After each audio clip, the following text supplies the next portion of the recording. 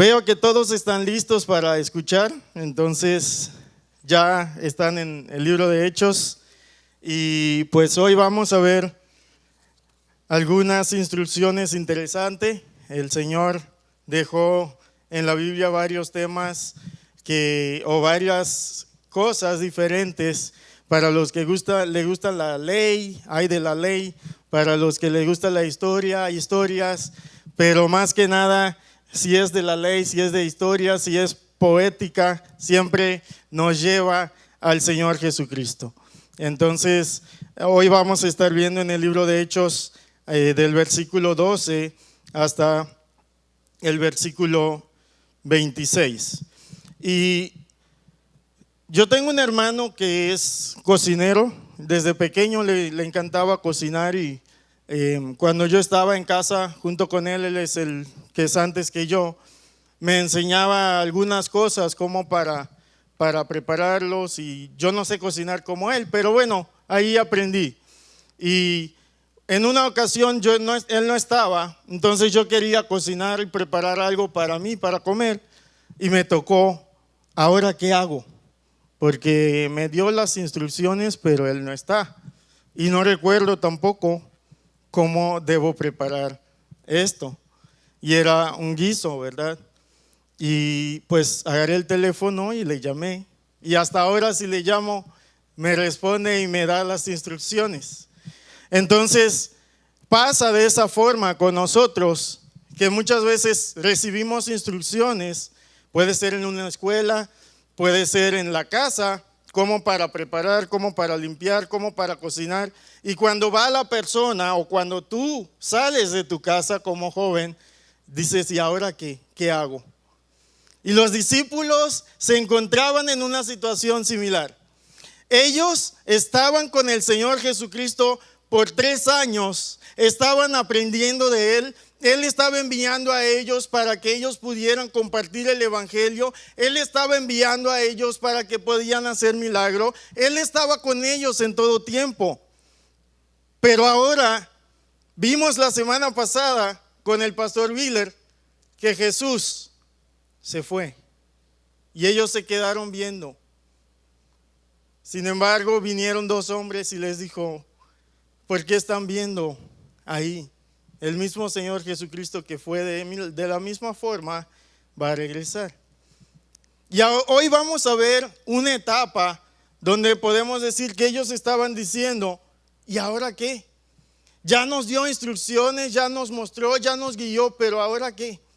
Y vamos a ver el día de hoy la preparación de los discípulos para enfrentar el mundo sin Jesucristo aquí en la tierra.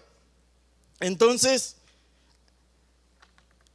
ya vimos en la primera semana y estamos viendo los hechos de Jesucristo resucitado a través de su iglesia, investida de poder por el Espíritu Santo para el cumplimiento de los propósitos del Padre Redentor. Y vimos la primera semana la introducción y hablamos de quién escribió la carta, que yo estoy seguro que ustedes recuerdan quién escribió la carta, que es Lucas, y lo escribió a un hombre llamado Teófilo. Y después vimos la semana pasada que los discípulos estaban preguntando a Jesús si Él restaurará el reino en este tiempo. Y Jesús les envió y les dijo, yo te voy a dar poder cuando viene el Espíritu Santo en Hechos 1:8 y tienen que ser testigos hasta la última de la tierra. Y vimos también que Jesús ascendió al cielo. Y ahora los discípulos preguntando, ¿y ahora qué? Vamos en Hechos 1, el versículo 12, el versículo del 12 al 26, y vamos a ver entonces el día de hoy. La verdad bíblica que vamos a ver es que los hijos de Dios que son obedientes dependen de Él, conocen su palabra y actúan en obediencia a sus órdenes. Y nos dice así, Hechos 1, 12 al 26. Entonces volvieron a Jerusalén desde el monte que se llama del Olivar, el cual está cerca de Jerusalén, camino de un día de reposo. Y entrando subieron al aposento alto donde moraba Pedro y Jacobo, Juan, Andrés, Felipe, Tomás, Bartolomé, Mateo, Jacobo, hijo de Alfeo, Simón el celote y Judas, hermano de Jacobo. Todos estos perseveraban unánimes en oración y ruego con las mujeres y con María, la madre de Jesús, y con sus hermanos. En aquellos días Pedro se levantó en medio de los hermanos, y los reunidos eran como 120 en número, y dijo: varones hermanos, era necesario que se cumpliese la escritura en que el Espíritu Santo habló antes por boca de David acerca de Judas, que fue guía de los que prendieron a Jesús, y era contado con nosotros, y tenía parte en este ministerio. Este pues, con el salario de su iniquidad, adquirió un campo, y cayendo de cabeza se reventó por la mitad, y todas sus entrañas se derramaron. Y fue notorio a todos los habitantes de Jerusalén, de tal manera que aquel campo se llama en su propia lengua Alcedama, que quiere decir campo de sangre, porque está escrito en el libro de los Salmos: sea hecha desierta su habitación, y no haya quien more en ella. Tome otro su oficio. Es necesario pues que de estos hombres que han estado junto con nosotros todo el tiempo que el Señor Jesús entraba y salía entre nosotros, comenzando desde el bautismo de Juan hasta el día en que de entre nosotros fue recibido arriba, uno sea hecho testigo con nosotros de su resurrección. Y señalaron a dos: a José, llamado Barsabás, que tenía por sobrenombre Justo, y a Matías. Y orando dijeron: tú, Señor, que conoces los corazones de todos, muestra cuál de estos dos has escogido, para que tome la parte de este ministerio y apostolado de que cayó Judas por transgresión, para irse a su propio lugar. Y les echaron suerte, y la suerte cayó sobre Matías, y fue contado con los 11 apóstoles.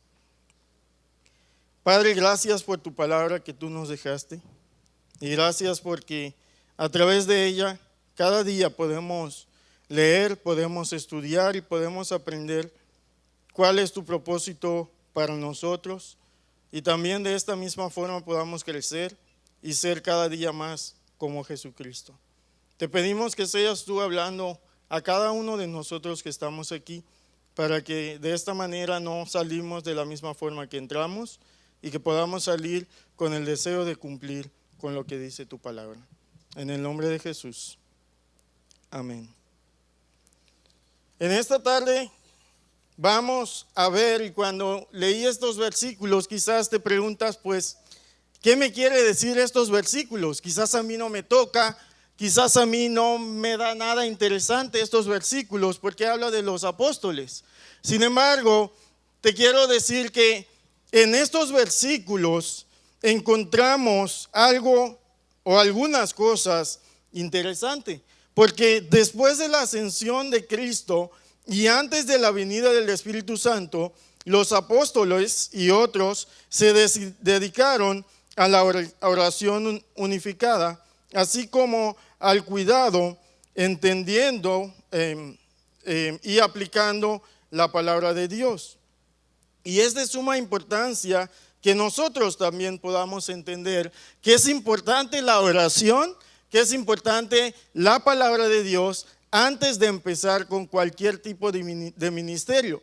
Esto puede ser un ministerio a los no alcanzados, puede ser una misión, puede ser un ministerio en tu barrio, puede ser una plantación de iglesia, pero tenemos todos nosotros que tener en cuenta que los discípulos, antes de empezar su ministerio, estaban esperando al Espíritu Santo, tomaron este tiempo para dedicarlo a oración y el entendimiento de Dios, de la palabra de Dios. Y esto cuenta a todos nosotros, porque cada uno de nosotros tenemos planes para mañana. Cada uno de nosotros tenemos a personas que van a empezar un nuevo ministerio y podemos ser de bendición para ellos. Y quizás tú tienes hijo o hija que está por graduarse y va a ir a otra escuela. Pues es una decisión que se debe tomar. Entonces en base a qué vas a tomar esta decisión. Entonces vamos a ver el día de hoy la obediencia de los discípulos de Jesús en el versículo 12 y 13, después la dependencia de los discípulos de Jesús, el conocimiento de los discípulos de Jesús y la acción de los discípulos de Jesús. Espero que pueden estar conmigo en cada uno de estos puntos importantes, acciones importantes que tomaron estos discípulos. En el versículo 12 y 13 vamos a encontrar entonces la obediencia de los discípulos, porque nos dice que ellos volvieron a Jerusalén desde el monte que se llama del Olivar, el cual está cerca de Jerusalén, camino de un día de reposo. La pregunta es, ¿quiénes volvieron a Jerusalén? Pues aquí encontramos que los discípulos que él había escogido según el versículo 2, y también los que habían reunido en el versículo 6, y en el versículo 11 encontramos que eran los varones galileos. Y ellos estaban en el monte Olivar, o el monte de los olivos, como se conoce en varios otros versículos que encontramos. Ahora ellos estaban ahí, pero todos volvieron a Jerusalén. ¿Por qué cada uno no agarró su rumbo y fueron a Jerusalén? Porque Jesús, en el versículo 4, Él les dio un mandato para que ellos fueran a Jerusalén. Y ellos tenían que ir a Jerusalén, esperar la promesa del Padre, la cual Él les dio, y de esa forma después pueden salir y ir a hacer su ministerio. Entonces, ellos fueron a Jerusalén porque ellos eran obedientes. Ellos estaban siguiendo lo que Jesús les dijo que tienen que hacer. Entonces, aquí podemos ver que los discípulos fueron obedientes y ellos caminaron. Nos dice que este camino, un poco de detalles, es que es un día de reposo y ellos decían en este tiempo que no se podía caminar en el día de reposo más de 900 metros más o menos. Entonces por eso, como estaban cerca, fueron y entraron en el aposento alto. Y ahí nos dice que moraba Pedro, Jacobo, Juan, Andrés, Felipe, Tomás, Bartolomé, Mateo, Jacobo, hijo de Alfeo, Simón de Zelote y Judas, hermano de Jacobo. Y si van enumerando y contando estos nombres, van a llegar a 11 nombres. ¿Y por qué 11? Porque eran los 11 apóstoles de Jesús. Pero no estaban solos. Ellos estaban también con las mujeres que seguían a Jesús y ellos estaban con María, la madre de Jesús. Y no creo que es por coincidencia, como dicen, el Señor Dios dejó esto escrito y apartó a María, madre de Jesús. Esto demuestra que María, madre de Jesús, también estaba dependiendo de Jesús. Ella estaba orando a Dios y nadie estaba orando a ella. Entonces aquí tenemos una base para ver que no tenemos que orar más que a nuestro Dios. Ahora fueron al aposento alto, cual es una casa que se encontraba en diferentes casas judías, y también nos explican que el tamaño de este aposento dependía de la riqueza de las personas que tenía la casa. Si eran más ricos tenían un espacio más grande y si eran de menos recursos tenían algo más pequeño. Y en este lugar los discípulos estaban quedando. Ellos quizás estaban frecuentando o quizás aún estaban viviendo ahí por un tiempo antes de salir a su ministerio. Entonces vemos que ellos fueron al aposento alto, estaban ahí, moraban ahí, porque el aposento alto donde fueron estaba en Jerusalén y Jesús les envió a Jerusalén. Estaban obedeciendo a las palabras del Señor Jesucristo. Pero también podemos ver en el versículo 14 que ellos estaban haciendo algo interesante, importante también. Todos estos perseveraban unánimes en oración y ruego con las mujeres y con María, la madre de Jesús, y con sus hermanos. Los discípulos fueron obedientes, volvieron a Jerusalén, estaban ahí en el aposento alto. ¿Y qué estaban haciendo cuando estaban juntos? Estaban orando. Y si recuerdan, les dije, ahora estaban en una situación de Señor, ¿y ahora qué? Saben que tienen que esperar al Espíritu Santo, pero ahora, Señor, ¿qué? Entonces ellos perseveraban unánimes en oración y ruego. Lo que ellos estaban haciendo, perseveraban, nos habla de que estaban persistiendo en oración, estaban persistiendo pidiendo a Dios, porque nos dice que estaban rogando también. Y luego nos habla de la petición y nos habla de la súplica. Es como cuando tenemos que orar en un momento difícil y decimos, Señor, por favor, te ruego, te pido. Y estaban en ese momento orando al Señor, pidiendo al Señor de su dirección. Y ellos estaban con súplica y petición en este momento. Y estaban, no cada uno por su cuenta, sino que nos dice que estaban unánimes. Y esto nos habla de que estaban en un mismo sentir. Estaban cada uno orando, pero por la misma petición o el mismo estilo de petición. Entonces ellos estaban de acuerdo cuando estaban orando, antes de que ellos pudieran salir a el ministerio. Y aquí podemos ver que ellos estaban esperando al Señor. La pregunta es nosotros, el día de hoy, cuando estamos con una petición, cuando estamos en una situación y decimos, Señor, ¿y ahora qué? ¿Qué voy a hacer? ¿Por qué no me estás respondiendo? ¿Qué hacemos? ¿Seguimos perseverando en oración? ¿Seguimos perseverando en nuestro ruego? ¿O vamos a buscar una solución? ¿Nos quedamos solos con nuestra petición o nos unimos con nuestros hermanos para que ellos estén en el mismo sentir que nosotros, para que puedan orar por nosotros? Y esto cuenta cuando vamos a empezar un ministerio. Puede ser una nueva iglesia. Puede ser simplemente un ministerio de evangelizar a los que están a tu lado. Puede ser un nuevo trabajo, o puede ser que estás orando por un trabajo. Puede ser también que no estás casado y estás orando por un compañero o una compañera para que puedan casarse. Y dice, Señor, ¿y ahora qué? Pues aquí en la Biblia nos muestra que antes de tomar una decisión importante o antes de empezar algo importante, ¿qué estaban haciendo los discípulos? Estaban obedeciendo y estaban orando.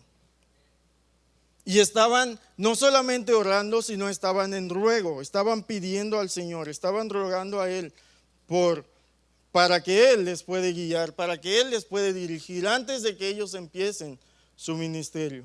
Al contrario, muchas veces vemos que empiezan los ministerios y después se ora al Señor. Señor, ya empecé este nuevo ministerio y te pido de tu dirección para que me vaya bien. La pregunta es, ¿quién te dijo que es la voluntad de Dios para que lo empieces? No es porque es un ministerio, es lo que el Señor quiere que hagas. Antes de empezarlo, ora al Señor para que Él te puede dirigir y ahí vas a poder estar seguro que es el ministerio que el Señor tiene para ti. Y esto es algo importante que nosotros podemos ver en este pasaje. Ellos no dieron otro paso más que obediencia de volver y estaban orando para que el Señor les puede dirigir en su camino. Y de esta forma podemos ver a los discípulos atentos a lo que Dios quería hablar con ellos y lo que Dios quería mostrar a ellos. Pero recuerda, ellos no estaban solos, estaban unidos. Y seguimos y vamos a ver ahora lo que puse como el conocimiento de los discípulos de Jesús.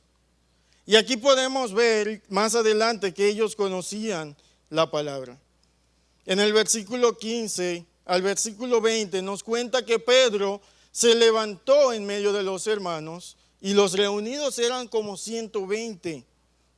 Y dijo: varones hermanos, era necesario que se cumpliese la escritura en que el Espíritu Santo habló por boca de David acerca de Judas, que fue guía de los que prendieron a Jesús.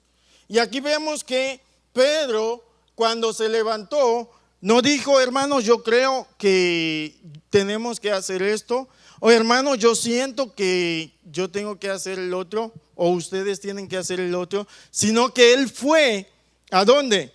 A la escritura, y dijo: oye hermanos, porque ahora nosotros viendo la situación de ellos, quizás no sentimos lo que ellos sintieron, pero estaba el maestro siempre con nosotros, pensamos que él iba a gobernar, pensamos que él iba a ser el rey, y ahora se fue. Y quizás algunos animados, otros desanimados, preguntando: pero ¿por qué no fue ahora? Por eso les preguntamos si va a restaurar el reino ahora. Pero no es ahora. Y otros con dudas. Entonces, para quitar las dudas, Pedro dice: esto, lo que sucedió, era necesario. Entonces, esta situación que ellos mataron a Jesús no fue una sorpresa para Dios, porque Él lo dijo en la Escritura desde un principio. Y si recordamos también en Juan, el versículo 10, capítulo 10, versículo 17, encontramos que Jesús mismo dijo que nadie me la quita, sino que yo de mí mismo la pongo. Tengo poder para ponerla y tengo poder para volverla a tomar. Este mandamiento recibí de mi Padre. Entonces Jesús estaba hablando de su muerte antes de morir. Él sabía lo que iba a suceder. No fue sorpresa. Y encontramos que aquí también Pedro hace referencia a Salmo 41, el versículo 9, donde dice: algún el hombre de mi paz, en quien yo confiaba, el que de mi pan comía, alzó contra mí el calcañar. Entonces aquí encontramos que Jesús estaba haciendo referencia también al mismo versículo en Juan 13, el versículo 18 y 19. Jesús dijo: no hablo de todos vosotros, hablando de los discípulos.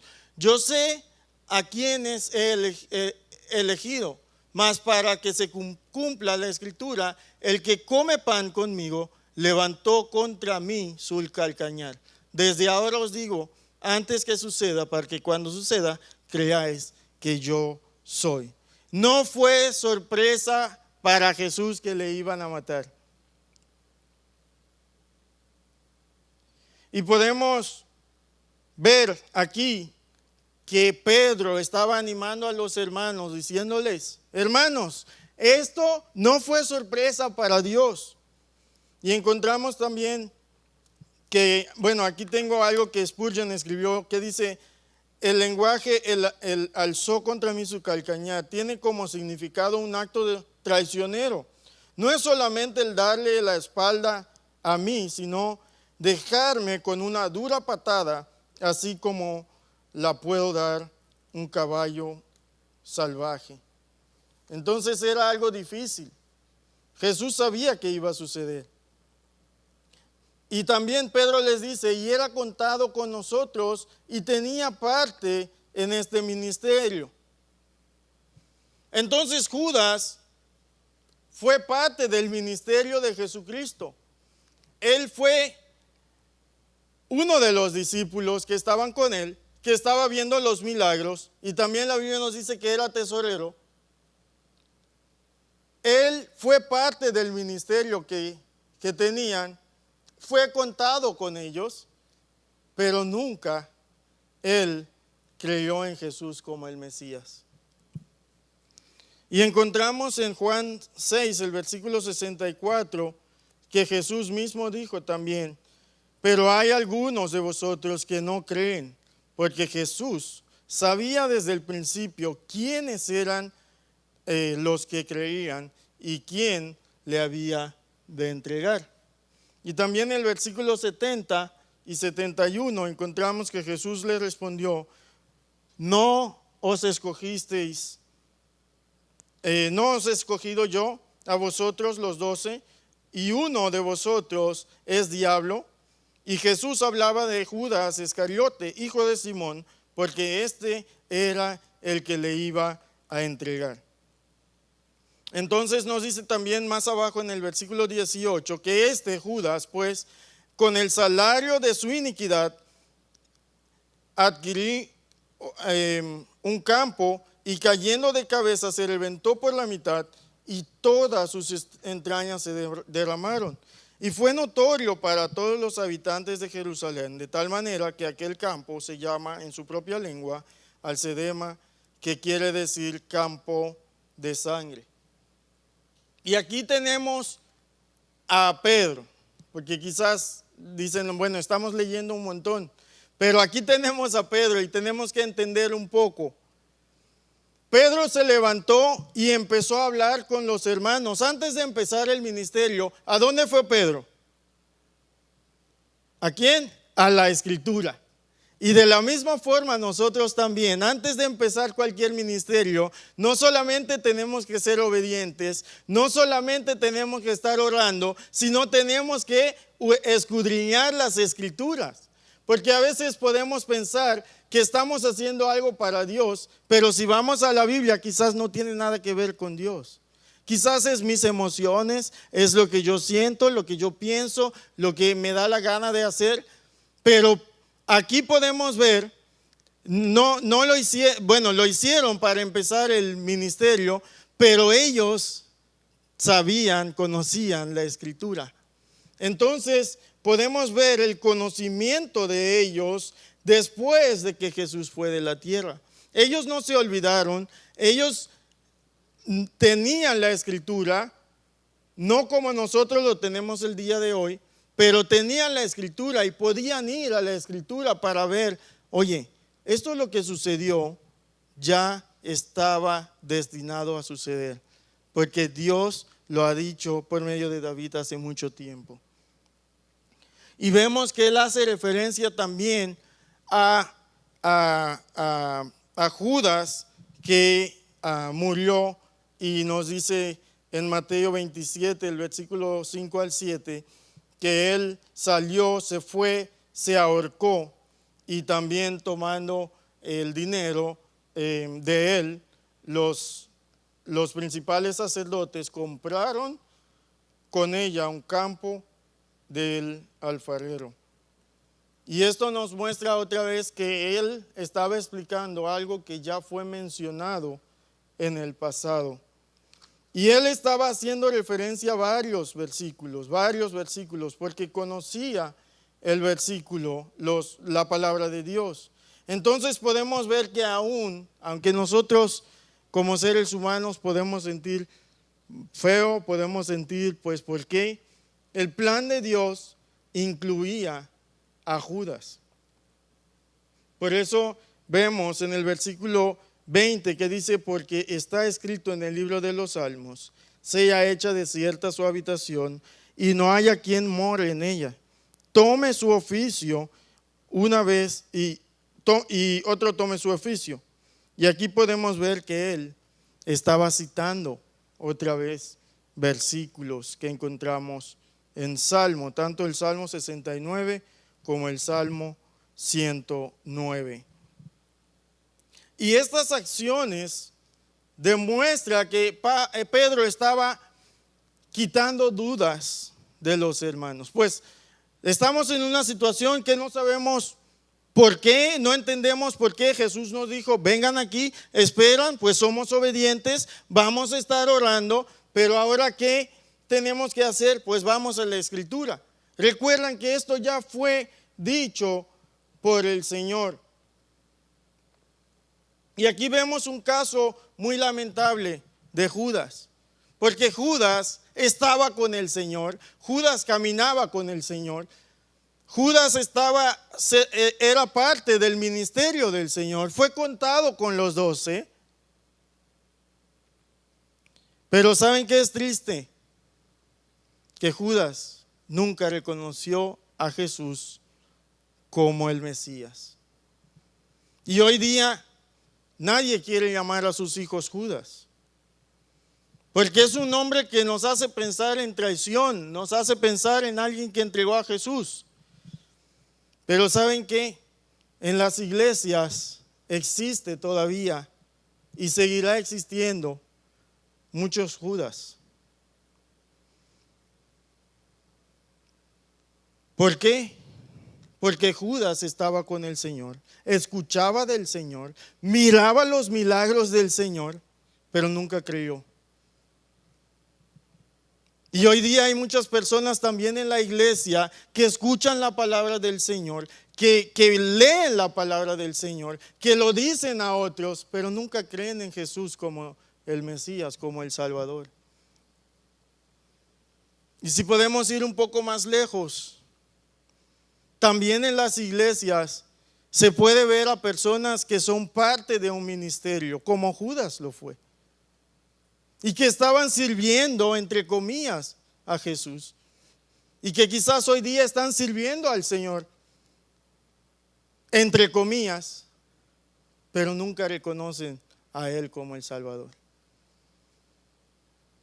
Y analizando esto, también me hizo pensar que es interesante porque, como la Biblia nos muestra, la salvación es algo personal. No depende de, pues mi papá es cristiano, mi mamá es cristiano, es algo personal. Y Judas, entre sus discípulos amigos, no nos muestra que ninguno de ellos supieron que él no reconoció a Jesús como Salvador, sino solamente él sabía y Jesús sabía. Y de la misma forma sucede en las iglesias hoy día, que hay personas que podemos verles apasionados, que podemos verles servir, que podemos verles leyendo la palabra de Dios, que podemos verles en algunos ministerios, pero solo ellos y solo Dios sabe que nunca entregaron su vida a Cristo.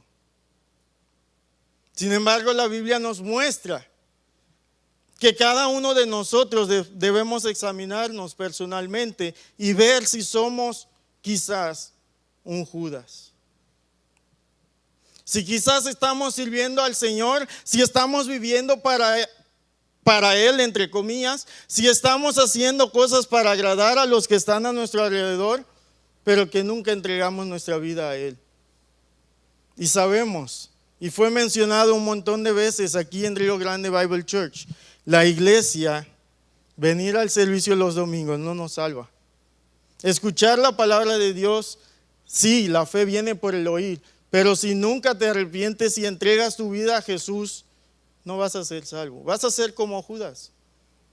Vas a caminar en los caminos del Señor, vas a escuchar al Señor, vas a participar de las cosas del Señor, pero si nunca entregas tu vida al Señor, no vas a ir con el Señor.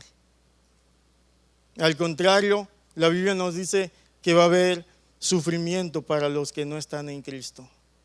Y es lamentable, porque Dios cada día está dando oportunidad a los que no le conocen, que están escuchando su palabra, para que puedan entregar su vida a Él.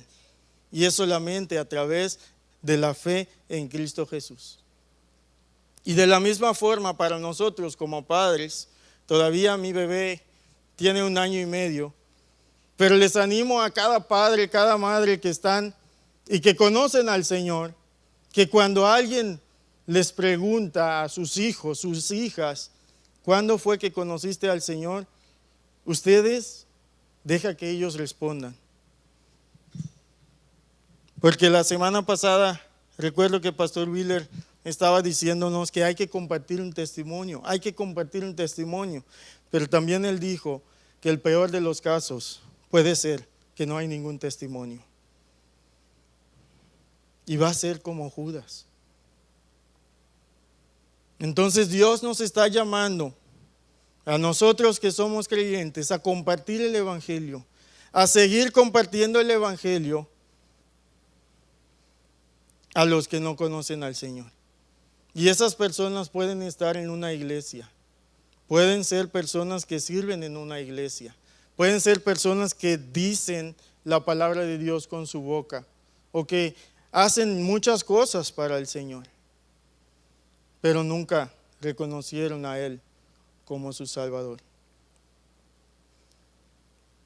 Y es algo que a mí me gusta escuchar. Y los que estuvieron en el grupo de conexión saben, siempre pregunto cuál es tu testimonio. Y es importante eso para una persona que va a empezar también un ministerio, para una persona que está en un ministerio y para una persona que dice, bueno, yo pues aquí estoy todos los domingos fielmente y con eso ya está. Es importante que cada uno entregue su vida al Señor como Salvador. Y ahora ellos fueron a la palabra, vieron que lo que Judas hizo fue predicho, no fue sorpresa para Dios. Pero ahora Pedro dice, ok, fuimos a la Escritura, somos obedientes, estamos en oración, pero también, si recuerdan, en Mateo 28 Jesús mencionó que 12 se sentarán en el trono y juzgarán a los 12 tribus. Entonces vamos a ver ahora la acción de los discípulos. Dependieron de Dios para un sucesor. Y en Mateo 19, el versículo 28, Jesús mencionó y dijo, de cierto os digo que en la regeneración, cuando el Hijo del Hombre se siente en el trono de su gloria, vosotros que habéis seguido también, os sentaréis 12 tronos para juzgar a las 12 tribus de Israel. Jesús mencionó que debemos ser 12, pero ahora somos 11 porque Judas pues se fue.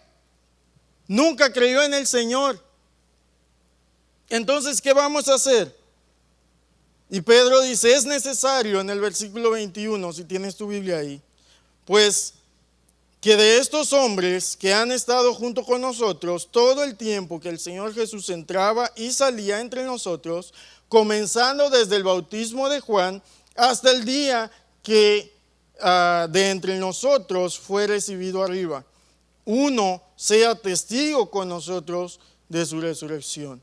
Y aquí, otra vez, la Escritura nos muestra también para el día de hoy pautas que estaban puestos desde un principio. Y aquí podemos ver que ellos tenían que escoger un apóstol. Eran 120 los que estaban ahí reunidos y quizás hubo otros que no estaban presentes, pero que vieron a Jesús, que conocieron lo que estaba haciendo. Pero aquí vamos a ver las pautas que también fueron puestos por Dios para que una persona pudiera ser apóstol. No podía ser cualquiera. Oye, tú venga, tú vas a ser apóstol. No, no era así, sino que dice que hay algunos requisitos, y yo saqué 4. Uno es que ellos tenían que estar con ellos en el tiempo que Jesús entraba y salía entre ellos. Entonces tenía que ser una persona que participó de los ministerios de Jesús, que iba y que volvía con él y que participaba de Jesús. Pero también, segundo, tenía que ser alguien que estaba desde el bautismo de Jesús por medio de Juan. Entonces, no podía ser cualquiera persona que llegó quizás cuando estaba Jesús en el camino para ser crucificado, sino tenía que ser alguien que estaba en el tiempo del bautismo también. Y también esta persona tenía que estar con ellos hasta el día que Jesús fue recibido arriba. Entonces no puede ser alguien que estaba ahí y cuando vio a Jesús dice, bueno, me voy, ya está, murió. Sino que esta persona tenía que estar ahí al momento que él fue recibido arriba. Pero importante, lo que vimos la semana pasada, no debe ser una persona que recuerda al Cristo muerto, sino tiene que ser una persona que estaba como testigo de la resurrección de Cristo y que estaba viviendo, esperando su venida. ¿Sí? ¿Algunos recuerdan? Yo estoy seguro que sí.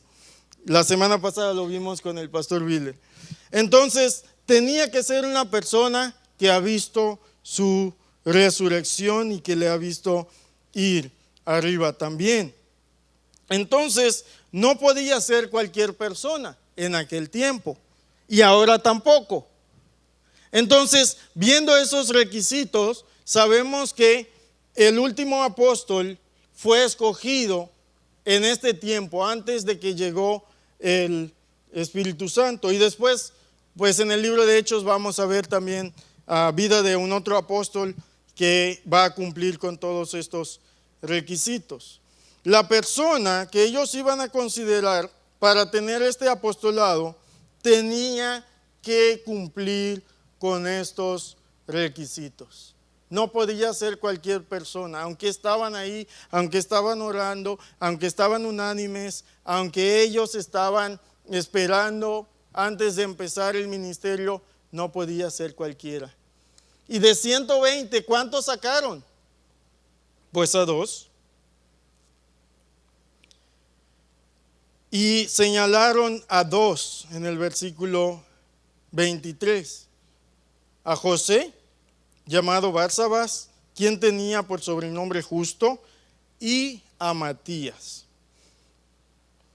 Ahora ellos dijeron, ok, tenemos a estas 2 personas y nosotros vamos entonces a ver cuál de ellos tiene que ser este apóstol. Sin embargo, ¿qué vemos aquí otra vez? Una oración.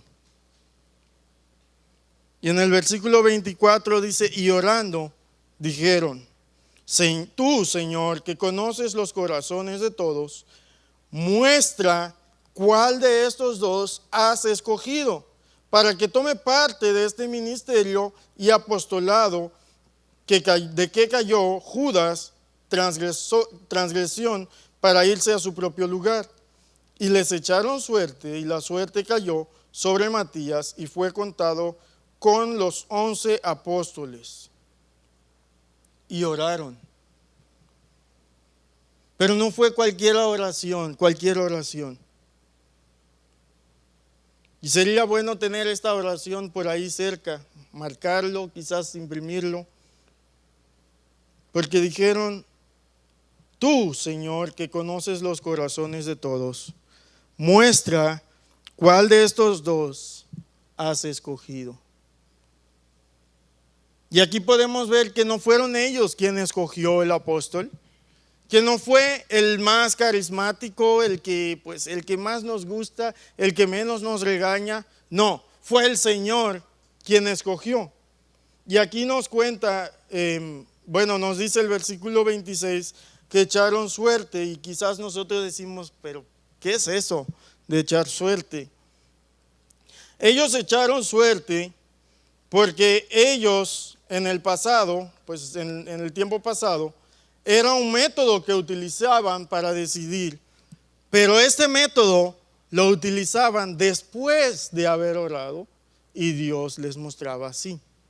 Y en la Biblia vamos a encontrar esto de echar suerte en diferentes otros pasajes como Levítico, Samuel, Nehemías, Proverbios, pero esta también fue la última vez que vemos que echaron suerte.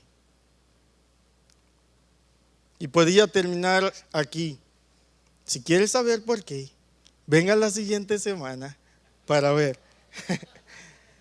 Pero la razón es porque ya van a tener lo que tú y yo tenemos el día de hoy, que es el Espíritu Santo.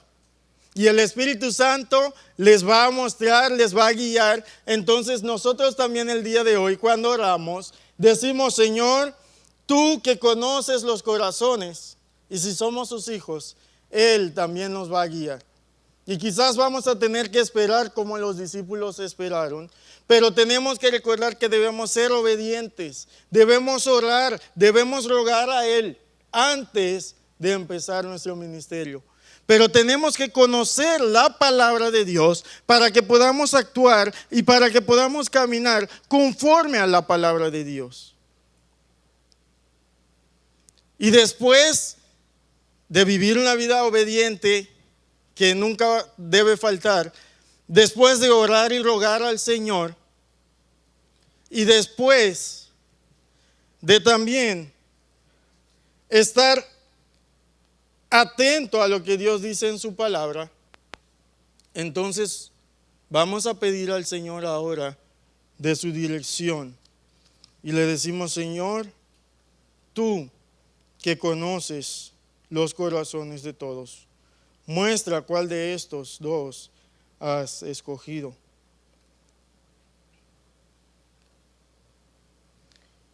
Y a veces sí nos cuesta esperar. Nos cuesta. Señor, ¿qué quieres que haga? Señor, ¿en qué momento quieres que empiece? Señor, ¿cuál es el ministerio que tú me has dado? Señor, tengo deseo de estar en este ministerio, pero todavía no tengo tu confirmación. Pero me está presionando. El hermano me dice: entra. Pues déjame orar para que pueda ser obediente. Pero también tengo que tener una vida que es de acuerdo a la palabra de Dios, para que pueda servir a Él de una forma correcta. Y sabemos, y vamos a ver la semana que viene, ¿verdad? Pero sabemos que tenemos al Espíritu Santo que nos va a mostrar. Y estaba pensando yo en esta oración: Señor, tú, Señor, que conoces los corazones de todos, muéstrame cuál de estos dos ministerios has escogido. Muéstrame cuál de esta persona has escogido para servir en este ministerio. Muéstrame, Señor, a dónde tengo que ir, qué tengo que hacer. Y no quiero dejar a los solteros fuera. Esta es una buena oración para hacer, porque a veces, como dicen por ahí, hay para escoger. Y uno quiere escogerse lo que el Señor tiene para sí. Sin embargo, Señor, tú que conoces no la cara, no su tipo, no que es guapo o guapa, sino tú que conoces el corazón de esa persona. Y es una bendición. Los que son casados pueden decir: casarse con una persona que Dios quiere que tú seas su esposo o esposa. Entonces, debemos recordar, porque olvidamos rápido, ¿verdad? Los hijos de Dios, ahora van a entender la verdad bíblica quizás un poco mejor. Los hijos de Dios que son obedientes, dependen de Él. Recuerda de los apóstoles y los que estaban con ellos. Conocen su palabra, entonces vamos a su palabra, buscamos en su palabra, dependemos de su palabra. Y ahora que conocemos su palabra, vamos a tomar una acción en obediencia a sus órdenes. Y estos discípulos escogieron a Matías no escogieron, me corrijo yo solo. Dios escogió a Matías para que sea el número 12. Y que el Señor, sabemos que el Señor es el que escoge, Señor es el que dirige, Señor es el que guía, pero nosotros tenemos que cumplir con la obediencia, tenemos que cumplir con la oración y tenemos que estar en su palabra, para que nosotros no seamos llevados por cualquier viento de doctrina que hay por ahí. Y que nuestra base no sea el YouTube, que no sea el Facebook, sino que sea la palabra de Dios. Padre, gracias por tu palabra que podemos abrir libremente. Y gracias también porque por medio de ella podemos aprender todo lo que tú deseas de nosotros. Y Padre, te quiero pedir en este momento por cada uno y cada una de las personas que están aquí presentes. Y si hay alguien entre nosotros que todavía no reconoció a Cristo como su Salvador, a que esta persona puede reconocer que uno no sabe cuánto tiempo más y que uno no sabe tampoco cuántas son las oportunidades que tú vas a dar. Y que de esta forma también ellos pueden reconocer por medio de este pasaje que Judas estaba cerca del Señor, estaba siendo parte del ministerio, pero nunca entregó su vida a Él. Y Señor, que seas tú tocando este corazón, que seas tú hablando a este corazón para que pueda dejar de ser duro y que pueda entregar su vida a Cristo, reconociendo a Él como Salvador. Y Señor, te pedimos que seas tú guiando a nosotros que somos tus hijos, a que podamos ser obedientes, a que podamos tener paciencia y orar a ti antes de empezar un ministerio, antes de tomar cualquier decisión que es importante, y que cada decisión que tomamos pueden ser guiados por ti y también que podamos caminar guiados por lo que dice tu palabra. Y Señor, que de esta forma tú seas el que dirige nuestras acciones, que seas tú guiándonos en cada paso que vamos a dar. En el nombre de Jesús, amén.